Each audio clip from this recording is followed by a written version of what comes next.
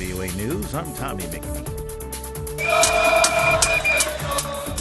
As many as 1 million people filled the streets of Santiago, Chile, in the biggest demonstration since violence broke out there last week over inequality in the South American country. Demonstrators waved national flags, blew whistles, pounded on pots and pans, and waved signs urging political and social change. By mid-evening, many had made their way home to avoid an 11 p.m. curfew. Also Friday, protesters tried to force their way onto the grounds of Chile's Congress, provoking an evacuation of the building. Police fired tear gas to fend off hundreds of demonstrators on the perimeter.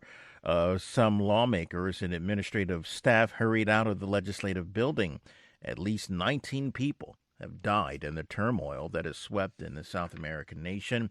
The unrest began as a protest over a 4-cent increase in subway fares and soon morphed into a larger movement over growing inequality in one of Latin America's wealthiest countries.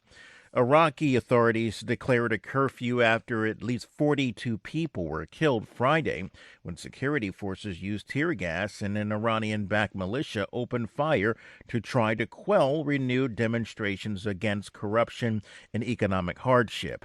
The Iraqi Human Rights Commission said at least 30 people were killed by gunshots or tear gas canisters in the capital and 4 southern provinces. 12 people died in a southern city alone. Several died while trying to storm the offices of an Iraqi faction in 2 southern cities. Parliament is scheduled to meet on Saturday to discuss the protest further. This is VOA News.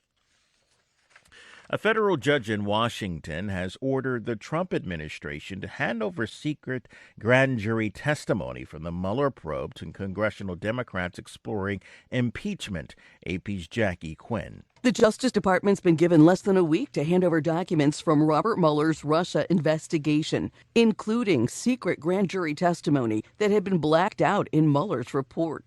The department had argued that it couldn't provide grand jury material under existing law, to which Chief U.S. District Judge Beryl Howell wrote, "The DOJ is wrong." She also shot down the White House argument the impeachment inquiry isn't valid because the House didn't vote on launching the investigation, saying that a House resolution has never been required. Jackie Quinn, Washington. The Trump Organization says it is exploring the sale of its marquee hotel in Washington, D.C. AP's Ed Donahue explains. The Trump International Hotel opened in late 2016, just before Donald Trump was elected president. His son Eric says people are objecting. The company is making so much money on it, and they may be willing to sell. The hotel is about a mile from the White House on Pennsylvania Avenue and has been at the center of nearly 3 years of ethics complaints and lawsuits, accusing Donald Trump of trying to profit off the presidency. There are now also worries about a possible sale and the buyer. According to President Trump's most recent financial disclosure, the 263-room hotel took in $41 million in revenue last year, up less than $500,000 from the previous year. Ed Donahue, Washington. California's Governor Gavin Newsom has declared a state of emergency as firefighters look to take advantage of lighter winds as they battle 3 fires scorching the state. One blaze in north of Los Angeles has caused the evacuation of more than 50,000 residents. Another fire in northern Sonoma County has burned at least 49 buildings in 65 square kilometers. Newsom says the fire scenes in Santa Clarita and Sonoma look like smaller versions of what he saw in Paradise and Santa Rosa in the past 2 years. And that's homes completely destroyed, cars that look like they've been in a war zone, and everything all but melted down except a few curious items.